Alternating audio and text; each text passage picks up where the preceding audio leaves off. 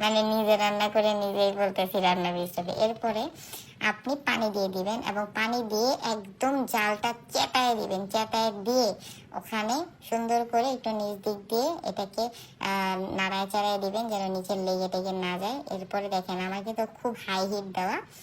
এরপরে এটাকে আমি একটু লবণটা চেক করতেছি যে লবণটা ঠিক আছে কিনা। যদি মনে হয় যে না লবণটা ঠিক নেই, তাহলে লবণটা আর একটু দিয়ে দিবেন। এভাবে দুইবারে সবসময় লবণ দিবেন, তাহলে আপনাদের রান্নার লবণ একদম পারফেক্ট থাকবে। রান্না যত মজা করেই রান্না করেন না কিসের জন্য, রান্নায় যদি লবণ ঠিকঠাক ভাবে না দেন শোনা, তাইলে জীবনেও মজা হবে না তরকারি। এরপরে দেখেন আমি জাস্ট আর 6 মিনিট ওয়েট করছি। 6 মিনিট পরে আমার কিন্তু মাছ রেডি।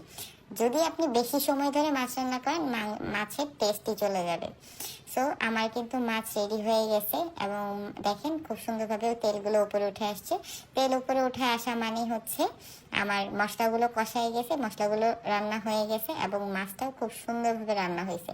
মাছের উপরে ঢলে দেবেন, একদম সফট হয়ে আছে। দ্যাট মিনস আপনার রান্না কিন্তু ডান। এরপরে আর কি করবেন, এটা উঠাবেন, গরম গরম ভাত দিয়ে তুলে তুলে খাবেন। আমি আপনাদেরকে একদম ক্লোজলি দেখাচ্ছি মাছের চেহারাটা। এই হচ্ছে গিয়ে আমার মাছের চেহারা। যারা এভাবে রান্না করবেন, একবার রান্না করে দেখবেন যে আপনাদের কেমন লেগেছে, আমাকে অবশ্যই জানাবেন। এবং লাস্টে ফ্লেভারের জন্য আমি কাঁচামরিচ দিয়ে দিতেছি। কাঁচামরিচ দিয়ে বেশিক্ষণ রাখা যাবে না, কাঁচামরিচ দেওয়ার সাথে সাথেই নামায় ফেলতে হবে। কাঁচামরিচের কালার চেঞ্জ হলেই কিন্তু কাঁচামরিচের যে গন্ধটা সেটা চলে যাবে।